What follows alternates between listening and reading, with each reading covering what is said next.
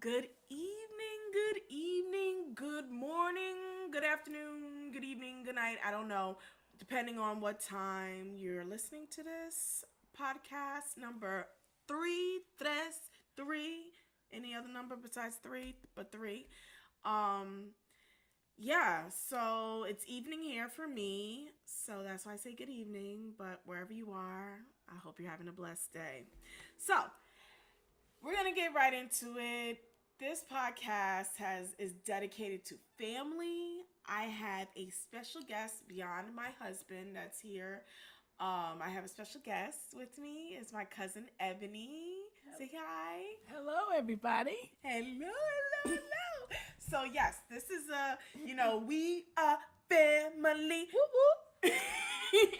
Is that type of podcast. We're gonna be talking about what family means to us. Discussing how music has influenced. Because, like I said, this whole podcast is about mixing music with personal experiences.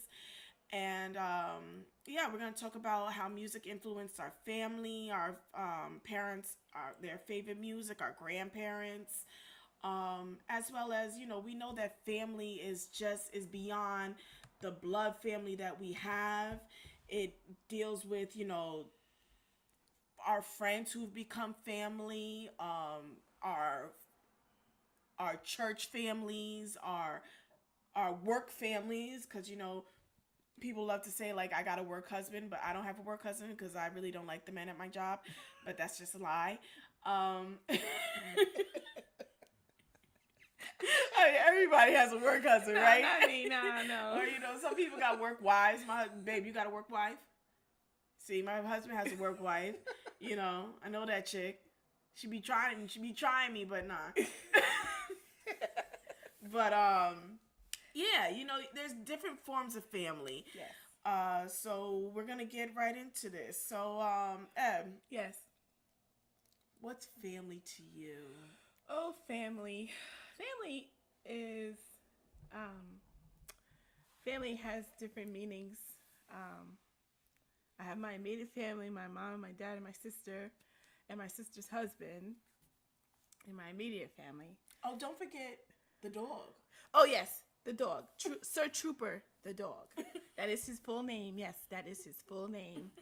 Um, then you have family in-laws and extended cousins.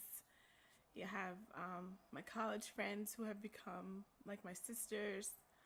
My work friends who have become not so much family because, but close friends. Family is something that you lean on, like in good times and in bad. You can let your hair down, you be yourself. There's no judgment most of the time. Right. Depending on who you're talking to in the family, I would say there's judgment all the time, but yeah, well, it's secret judgment, but it's a family is a place, where you can be yourself, and you have a history together. Right. Family is from growing up to now in our 30s. When I think about how I've grown up, family has always been there. Right. And we are from a big family from both sides. Mm-hmm. So we've always had somebody like with our last name. That lived around us. Yeah. Yes. That were like we were always surrounded by family. Yes. And again, this is not just friends family, but we were surrounded by actual bloodline family. Yes. All the time growing up, which is not a bad thing. No, it really it's not a bad thing. I think it was a great thing because it's just, like you said, it has sustained us into adulthood. And you felt the love. Mm-hmm. There was no like malice towards one another or anything, or no hatred toward but no real hatred. No. It's like that fake stuff. Yeah, it's like I don't like you little, today. Yeah, I don't like you today. I'll talk to you tomorrow, kind of thing. Right. Like when I grew up across the street from Grandma's house at Miss Anderson's house, mm-hmm. I just remember like I was 3. I think I was probably like 2 or 3, but those memories are still very clear of going to Grandma's house, her watching us, all the cousins, Right. then my sister was born, and then Yusef came along, and Oh, well, that's a different thing. Because, you can't talk about the Prince of Egypt. Oh, okay. Princess Zamunda and all that. Yeah. I mean, but so then probably before that, it was, all the girls, and then we were watching in Solomon. Solomon was the only boy at the time growing up. Like, we had one cousin who was, amongst a whole bunch of females. He was the only male, and he loved wrestling, so we also loved wrestling because of him. But then he also decided that he wanted to try his wrestling moves on us, but he was always constantly getting in trouble, He was always in the corner, and we were always like, ha, ha, ha. Trying to do the Macho Man Randy Savage on us. It was so ridiculous growing up. Or pinch you. And then remember that time she pinched my sister, and then she pinched him back, and he never did it again. Well, that's the thing. Nobody messes with Tiffany. I know, that's true. So, yeah. One thing, like, since Ebony started, we talking about family and growing up at our grandparents' house. That was our go-to place during the week, on the weekends, for me, playing in the big backyard. Yeah, playing in a huge big backyard. For me, I felt like this, how I always pictured it and remembered. I spent a majority of my childhood at my grandparents' house on my father's side, and on the weekends we spent a lot of time at my grandmother's house in the city, which was my mother's mother. And, those were two different type of cultures. My dad, is African-American. I don't know, he's still alive, thank God. My dad is African-American, and my mom and her background, her family, they come from the Dominican Republic, and those are two different cultures. When you're thinking about, like my dad says, all I have to do is listen for my name, and that's that's what I know that they're talking about me. Yes, that's right. That's right. I didn't personally grow up learning Spanish, but did you? Because your mom is Panamanian. No. Yeah, my mother is from Colón, Panama. My father is Leilani's brother. Dad's brother. Yeah, dad's brother. Yeah. So she would. The only way we knew we knew something was going on was if she was on the phone with my aunt, and then you hear another language, and you can't understand what they're saying. So you're like, oh, Spanish, We learned Spanish in school, right, but it didn't really stick. Right. Definitely didn't stick. It didn't stick. But you knew, like, when you were in trouble, because then the Spanish came out. Right. You also Spanish. knew certain words, because it was everybody knows hola. Yeah. Adios. Little simple basic words, But, being an adult, I can say that I am an Afro-Latina and be proud of that. And embrace it. Embrace it, even though I do not speak the language fluently.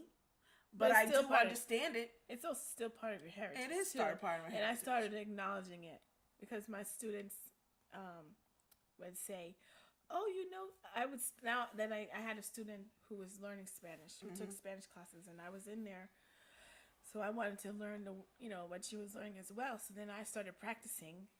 And now that it's kind of stuck with me, we now have a majority of our student population is Hispanic. So I talk to them now in Spanish. Oh, Miss Y, you speak Spanish too. I'm learning, I'm not perfect, but I'm learning. And I say, mi madre es Panamania. They're like, whoa. Right. So it's like, oh. Give them a little Spanish. Just give them just enough. I can't stand, I'm sorry. But I can't stand when, they be like, you speak Spanish? And I'll be like, yeah, un poquito. And then they want to go into a full-blown, conversation in Spanish. And I'm like, no, I don't know that much. I don't know that much. Bring it back. Roll it back. and say that either slower Yeah. or say it in English. Say it again. Come on. Right. No comprende. Yeah, no comprende. It's just interesting in different cultures, like, you know.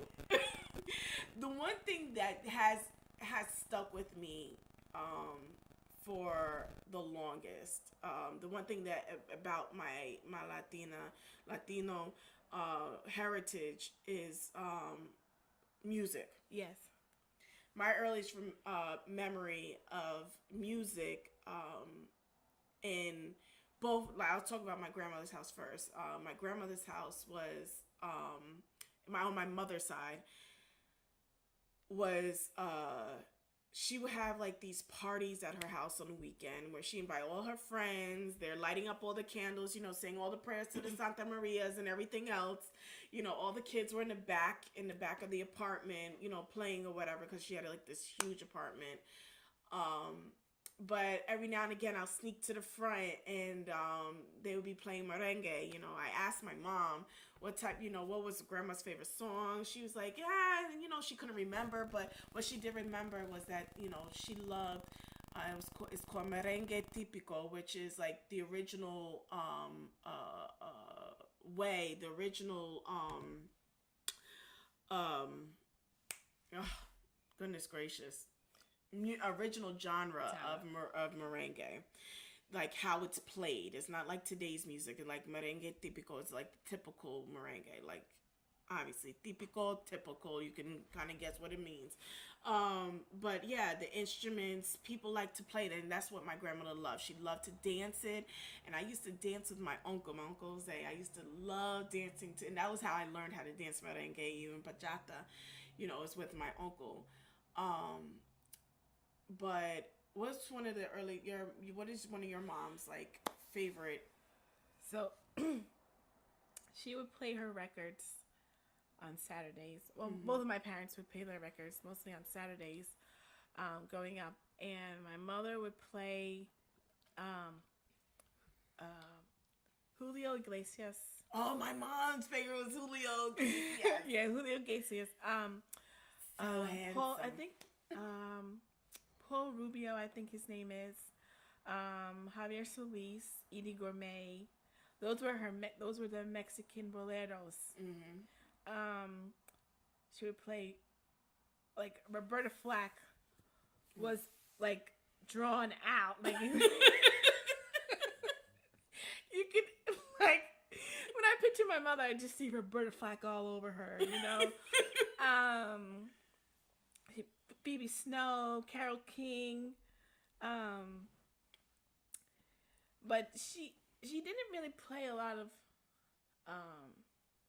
like Panamanian music, because I don't really know what is a typical Panamanian genre of music, right.